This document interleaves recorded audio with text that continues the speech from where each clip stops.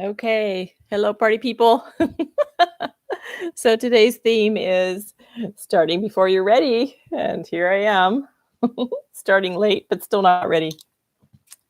I want to thank you for joining me. If you are out there, or even on the replay, let me know. So I am breaking through some COVID-19 lockdown feelings of, being a little paralyzed as to what's next and analysis paralysis, right? So the best remedy for that is just to start something that's been on your heart or your mind for a while and just do it. So that's what I'm doing with this. It's a pilot. I'm not saying this is going to be a 10-year long show that I'll do every day for the rest of my life, but it's a pilot to see how it flies with you guys and how you guys, what you think, and if it's of value, to be honest. So I'm calling it Monetize Your Midlife Brilliance because that is one of the lessons that I think we are learning in this very strange time that we're all going through. So just really briefly, what I want to say, I'm Kayla Philo. I am the founder of Marry Your Brilliance on Video, a video strategist for people who are wanting to monetize with an online program or course or some sort of offering online their midlife brilliance. And we'll be talking a lot more about that in the coming week or two.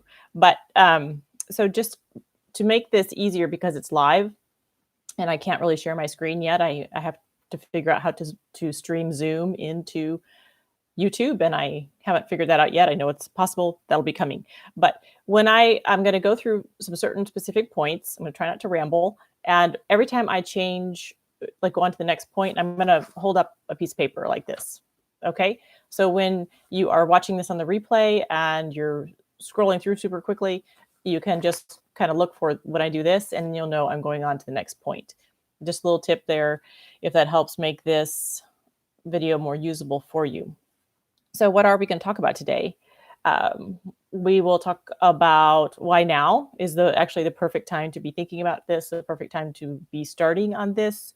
There are some easy, free ways to get started on this whole idea of creating a revenue stream in your life that doesn't depend upon you showing up at an office, because that may not happen again.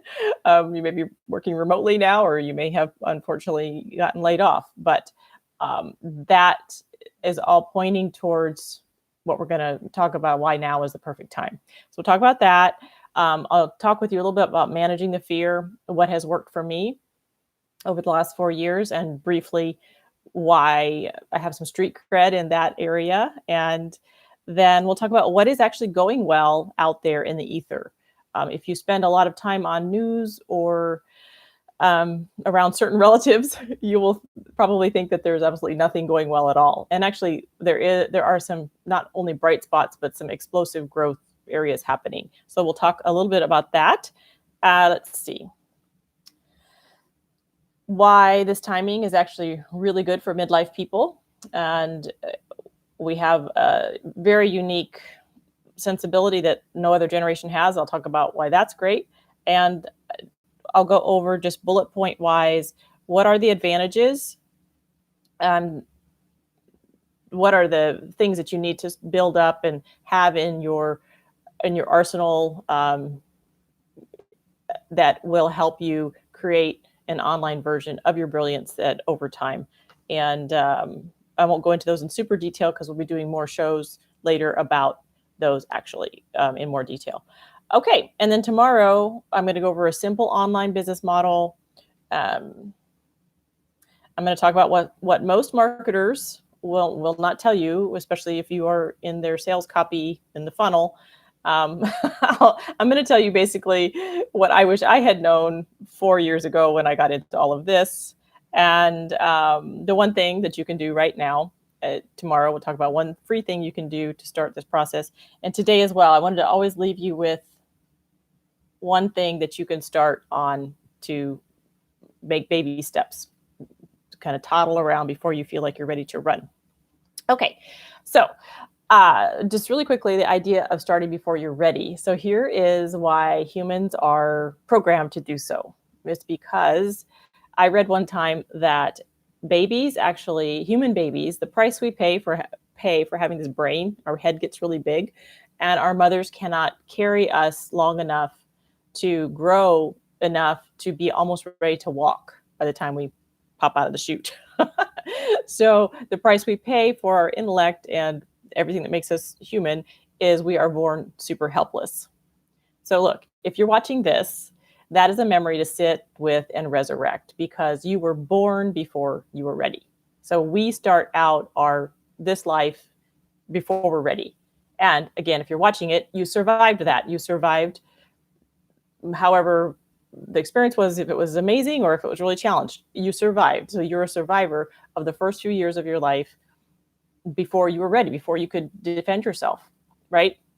So sit with that, resurrect that at this time, and that should help you kind of replay that tape in your mind that, oh, I have to wait, I'm not ready, I have to wait, I have to do this first, I have to do that first. Babies don't get a chance to do that. They just boom, they're born and they're in it. So let's think about that energy going forward. And it ties into so that was the first point. So now I'm going to talk about managing fear. So this is an opportunity to practice that, because everybody is spending time right now and it happened so suddenly, like boom, overnight. We're all supposed to stay home. Lots of scary things on the news worldwide. It's pretty relentless. I have to, absolutely, we should all recognize that. But part of it is there's always fear in life. Right now, it's just super compressed and feels, and the energy around it is very, very intense because so many people are in the same situation. So about the thing that underlies all of it that makes it even scarier is the uncertainty. I mean, we don't know who has the virus, who had it. It's just like, it's very, very disconcerting, to put it mildly, to human beings, this kind of situation. We don't like it. We want to be safe. We're looking for ways to be safe. And we feel like maybe we have to just sit with it. Okay. So about 4 years ago, I sold or donated everything that wouldn't fit into my trusty Honda CRV that had 90,000 miles on it. And I left the nest really, really empty. My youngest had graduated from high school. She was going off to London. She wasn't going to be coming home to do laundry. I really had no reason to maintain a nest at that point, and I was really not wanting to. I wanted to free up time and resources to build something else, which was an online location independent business. And so that's what I did. Drove off into the sunset, had some amazing travel, amazing adventures, worked on building a business, and longer story to go with all that. But my point with all that is I did have to learn to manage a lot of uncertainty in that over those 4 years, because it's very hard to create an illusion of stability for yourself and also kind of be out there experimenting and do a lot of different things. So the thing that really helps, and because I had to look for mentors and help around this as well, is just baby steps. A routine helps, no matter, like, maybe your life situation is changing, but you have control over somewhat of your routine, trying to reestablish your routine. That really helps if you're in a family situation as well. And baby steps. So just making a little progress every single day. What I'm going to work on today, it's going to take me to that next, and not being disrespectful of the baby steps, because they are the most important steps. Again, the analogy of being a human baby, human toddler. Who would sit around and laugh at a toddler trying to walk? Who would do that? Except for their older brother or sister. But as an adult, a caring person, you would never laugh and make fun of a little kid trying to walk. Same thing with us. We're all still trying to walk, especially at this moment. So keep that in mind. And then as a midlife person, okay, so I'm changing. So the next point is why this timing is good for you, even if we weren't in the middle of a COVID-19 pandemic. Okay. So if you are in midlife right now, you are part of a generation that grew up without screens. And depending upon what you remember and where you are in the quote, the midlife, your actual birth date, your childhood years, we are the last generation to remember that, the last generation of humans ever to have childhood that were screen free, just because there were no screens other than TV. which, remember back in the day, TV being the bugaboo, maybe your mom limited how many shows you could watch or turn off the TV, right? Now it's to have a screen-free childhood is practically impossible. And it would also require just a lot of limitations. Whereas if you're in midlife right now, you grew up with that. So our brains work differently. And we've also, unlike the boomer generation, maybe a little bit older, we had children who grew up, they were the first screen babies, right? And so midlife people had to adapt. Not every midlife person had a child, but in society, right? We had to adapt to be able to mentor and to protect the younger people growing up from this new incredible technology that we didn't even 100% always understand ourselves. But it forced us to be adaptable and to get our head around, managing and using this technology. And now we have it. So, and we have this, we are not as uncomfortable with it as some other, like the older generation is now. Generalizing there, but in general, that's the case. So, number one, your perspective as a midlife person right now is very unusual. It won't ever be it won't come again, not just because you're you, but because, again, we're the last generation to grow up without constant streaming of a million channels on screens everywhere.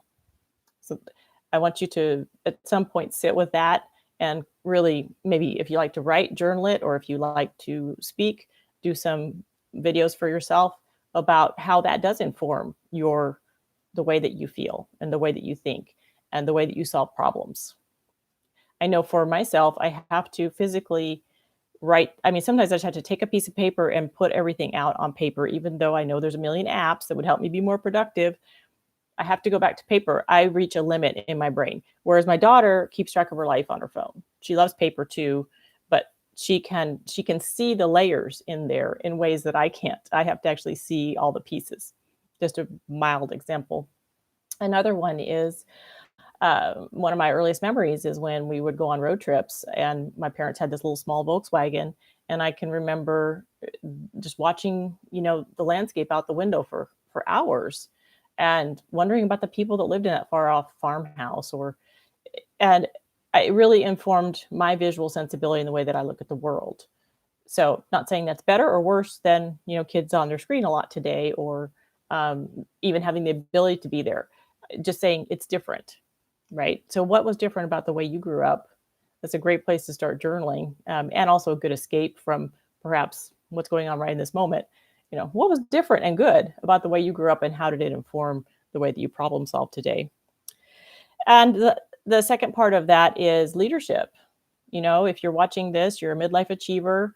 That's who I work with. And we are setting example for younger people. The millennials have not experienced this before. This is kind of their 9/11. This is their AIDS epidemic. This is their 2008.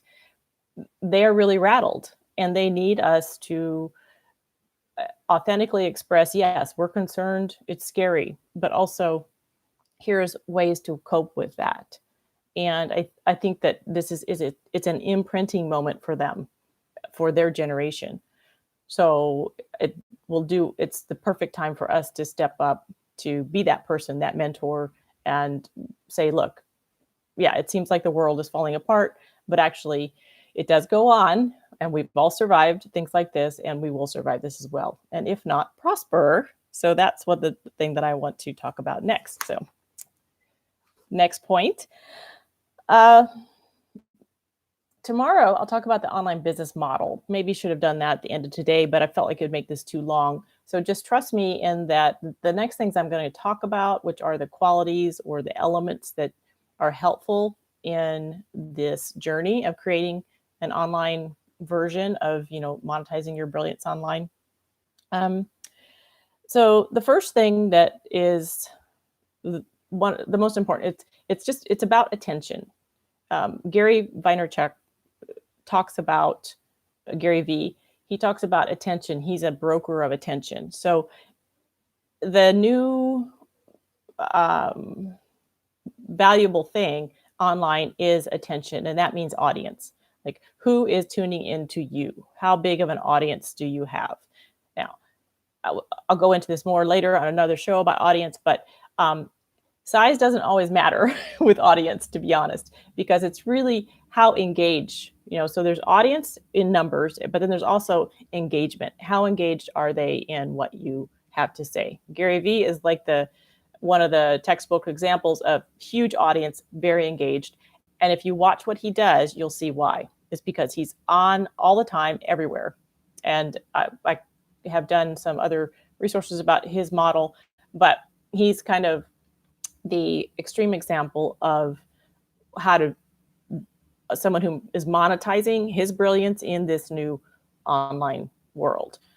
He also has a company, and so there's some differences there. But at any rate, he's an example of someone with high audience, high engagement.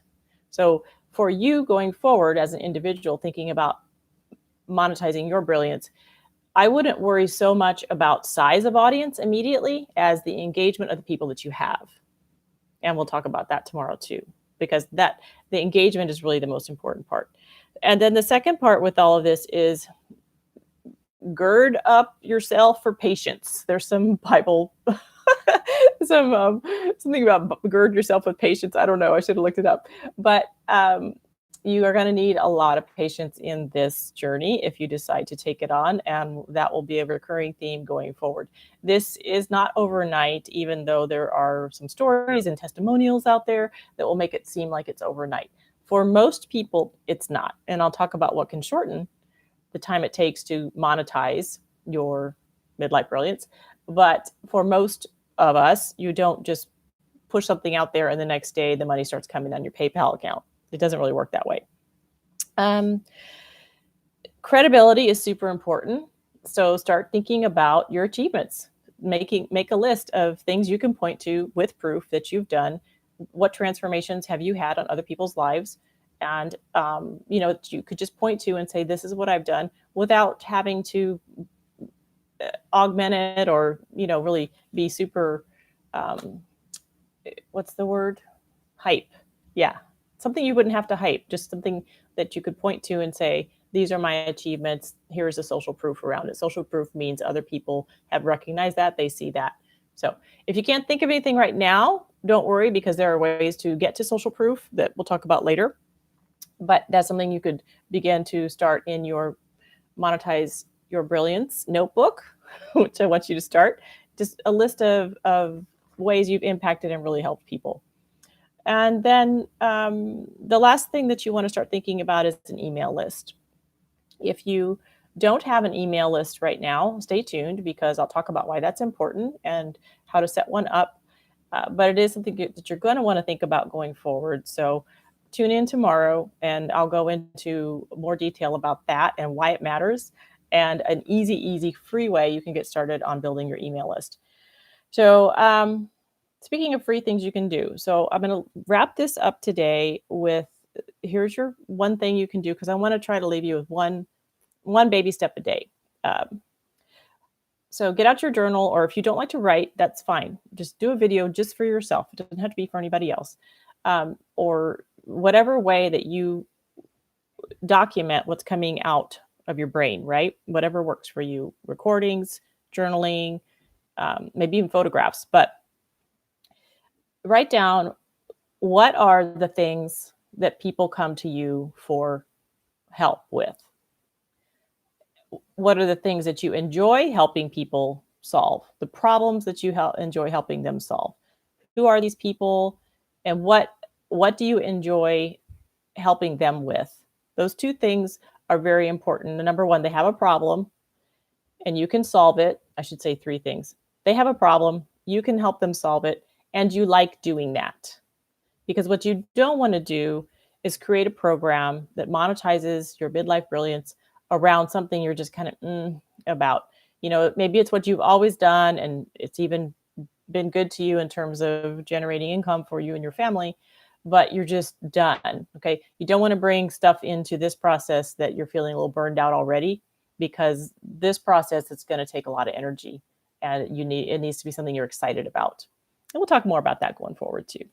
All right. So baby steps. You do not have to have it all figured out today. Stay tuned tomorrow, and we will talk about a simple online model for online business. And I'm not talking about like you're going to quit your day job and pop up an online business. You can do that if you want, but there's a lot of information out there about doing exactly that. And you don't have to. In fact, it's actually better if you keep your day job and you do this on the side. All right. So I highly encourage you not to quit your job if you haven't done any sort of foundation building online. I actually did that kind of the hard way, so I could share stories around that as well. Okay, yeah. Simple online business model. What most marketers won't tell you about this model. And the one thing you can do tomorrow with your next baby step, which is tomorrow. All right. Thank you for joining me. So just briefly, I am a COVID refugee myself as part of the uncertainty that I'm dealing with. I was living in Mexico for about 4 years. I started my business in this online venture about 4 years ago, but based it in Houston. The LLC is here in Houston, but had wanted to do some traveling, so that's what I did. And I ended up living in Mexico most of the time while I built the business. And I was thinking about moving back, but I decided, I wasn't sure yet. I still had a couple months left on my apartment there. So there was a family wedding, and I said, okay, well, I'll go back for the wedding and I'll do some networking and I'll see how it feels.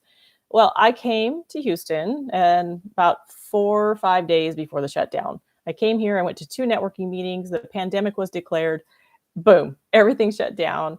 I can't get back to Mexico, no flights.